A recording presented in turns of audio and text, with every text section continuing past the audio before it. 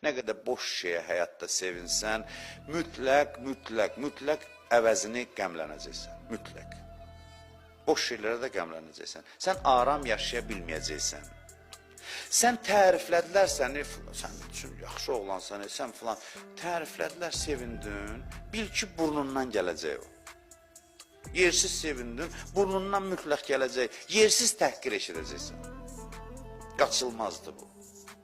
5 nəfər səni alqışladı, sevindinsə, mütləq səni həyat o sevinci burnundan gətirəcək. Çünki sevincin yersizdir.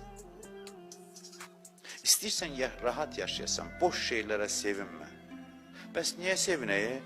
Bizi tərifləyirlər, kef eləyirik, pul qazanırıq, kef eləyirik. Bəs nəyə sevinək? Mən demirəm, qorxuram moizə kimi görsənər. Sən boş şeylərə sevinmə, sonra görəcəksən adam nələrə sevinir, özün hiss eləyəcəksən. Adam nələrə sevinir, hiss eləyəcəksən. Deməklə deyil.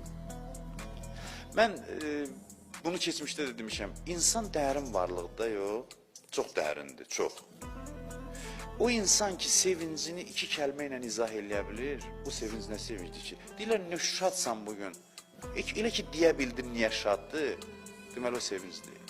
Sevinc odur ki, başa sala bilməyəsən nə üçün sevinirsən, o qədər dərin olsun. Çünki sən adamsan, insansan. Sən dərin varlıqsan, sənin sevincinin səbəbini sən 2 cümlə ilə dedinsə ki, bugün cibimə pul gəlib sevinirəm, bu sənə yaraşan sevincdir.